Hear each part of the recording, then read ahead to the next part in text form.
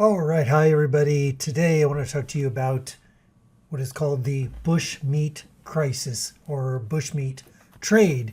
And in Africa, the forests, primarily in West Africa and the savanna regions, are often called bush. The forests in those regions are called bush, and hence that's where the name begins. But bushmeat, as we'll see, although the term originally was applied to the continent of Africa in certain regions, there are similar counterparts and the same issue found elsewhere in the world. And I want to warn you that some of these images that I'm going to show you today, including like this one here, for example, might be quite upsetting for some people. I know that I personally found them upsetting making this video, but I just wanted to warn you about that as we proceed. And as I was saying, this term applies primarily originally to the continent of Africa, but there are similar places such as wet markets found throughout the world in South America and also throughout Asia. So the bushmeat trade is something that can be found, at least in similar counterparts, throughout the entire world. And we're trying to distinguish here the illegal hunting and unsustainable use of wildlife as bushmeat and trying to separate that out. So there are indigenous groups of people all over the world, in Africa, South America, elsewhere, that rely on this meat as part of their culture and as a hunting practice, and have done that for, hundreds or thousands of years. And we're trying to distinguish that from the illegal trade that goes on, of which often there's a gray area, if you will, or an overlap of that. Examples of animals derived from this trade include elephants and gorillas and chimpanzees and other primates, forest antelopes, crocodiles, pangolins, which are one of the most endangered mammals in the world, monitor lizards, and other such animals throughout Africa. And we'll focus on Africa primarily because that's where the term originally is implied to. But like I said, with some adjustments, you can apply it to many other places in the world. These pangolins, and then scaling them, several other animals that have been killed here as well as part of the bushmeat trade. Specifically, the issues here is this has become a commercialized, large-scale operation in many cases. It's illegal and it's unsustainable, and it ends up causing local wildlife extinctions and the empty forest syndrome. And the empty forest syndrome results in the idea that there are species that are at risk of extinction that weren't before. And the issue is not habitat loss, but instead the loss of the species directly. The bushmeat trade is a growing problem in West and Central Africa, and now actually throughout the rest of the world. This shows you the region of Africa primarily associated with the classical bushmeat trade. And if you look at how much damage this does, there's basically thought to be about 5 million metric tons of bushmeat that is disappearing in the Congo basin. And that's equivalent to about 20 million cattle, to give you sort of some perspective of that.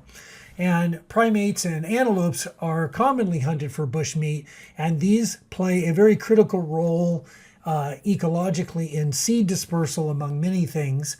And so what you end up with is a reduction not only of the species themselves, but also trees and shrubs that rely on the seed dispersal of these animals. And that results in what's called this empty forest syndrome, where you still have the forest, but perhaps you're losing a lot of the animals that pertain to the overall well-being of that ecosystem. And I'll show you here just a quick food web that shows you all the various connections of animals. And so you can kind of appreciate then the loss of one species and how that might affect all the things connected to it, which is often something that is in a Disneyland sort of fairy tale, easy to see, but the complexity of it results in the loss of forests and habitat that is often kind of difficult to predict unless you see all the pieces of it. And the consequences of this are there's vulnerable endangered species such as giant pangolin and all the 3 African great apes that are now at risk of becoming either vulnerable or endangered. And common species are becoming rare in many local cases. And the perpetuation of illegal trade often results in orphaned apes. So maybe the parents are hunted of, say, chimpanzees or gorillas, and often the young animals that are left behind are left to die. This also results in the destruction of substance-based indigenous communities. So people that rely and live in these areas that hunt these foods as part of their protein source now are finding it more and more difficult just to survive. So this becomes a social justice issue for indigenous people. Another thing that's an issue is the hunting of bushmeat results in humans being put into contact with potentially dangerous diseases that are found in animals but currently maybe are not found in humans. And we know this much more, I think, now than what we've seen in the past. But certain diseases such as Ebola and HIV, and now after the COVID-19 pandemic, we're finding out more and more that there are many dangerous diseases that are typically found in animals. This is called zoonosis or zoonotic diseases that start off in animals that then transfer to humans. And this is a growing threat. And as we just learned with the COVID-19 pandemic that everyone just kind of lived through, that this is kind of an easy thing to have happen because you have all these animals that are being hunted with these diseases. They're brought into human contact where they're sold or traded, and those diseases then can spread. This also then, the bushmeat trade results in other problems and other crimes associated with it. So there's an increased demand for bushmeat in these rural areas because of human population growth. And as the demand for bushmeat increases, it increases or perpetuates the problem because now you have more humans in this area.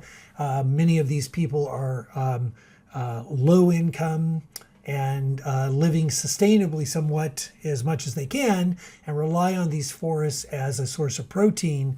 But as larger commercialized versions of the hunting of bushmeat and the increase in population occur, they make this more and more difficult for these communities to survive. And then you have, as you have growing population, you end up with human encroachment into these areas. And you also have many of these species being luxury items to eat, which drives up the cost and increases the demand for hunting for bushmeat. So then we can also look at, okay, why is this such a problem, and how do you stop it, and what forces do you have to sort of balance out to make this work?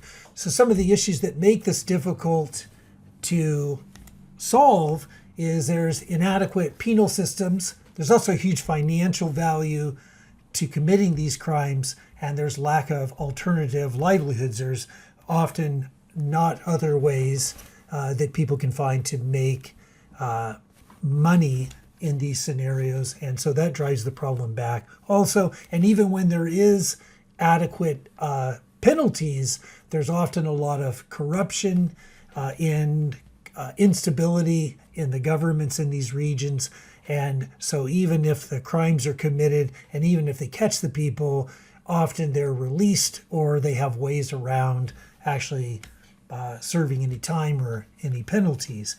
And there's abundant supplies making these snares that they're often used for trapping these animals are pretty simple to come by. They're stolen from fence builders and other material resources places, and that results in the ability to very quickly get new supplies. It's not like they need expensive weapons or chemicals, although that can happen as well.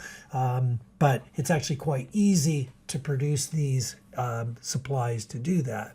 So some examples of animals that are caught. This is a wildebeest that caught and actually caught using a snare trap and actually broke free from the tree it was tied to.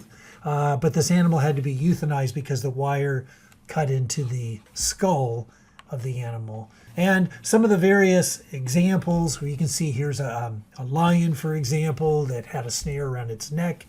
And here's a spotted hyena that ended up being treated in this case, but it was severely injured because of a snare it caught around its neck in that case as well. Here's some wildebeest carcasses caught in snares. Often they get many of them. And this is in this picture, this is a wire snare that was found in the Nyasa Reserve. And you can see it's a quite simple device. It's just simply a wire with a loop on the end of it, and it tightens as the animal gets close to it. Many of these types of traps have been used for hundreds of years in other parts of the world. In many places, these are now illegal.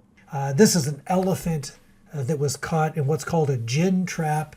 A gin trap is a little bit more complex than a typical snare. It has a closing device. It's designed typically to lock around the leg of an animal and does a lot of damage. Doesn't usually kill the animal right away, although it can be caught. The animal can be caught in the face with it and the things like that. Actually, the term gin trap in and of itself is very interesting.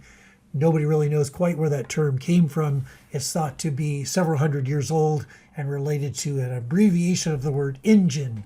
And so the word gin trap is something that's often associated with these sort of closing snare types of traps that designed to catch an animal by its leg.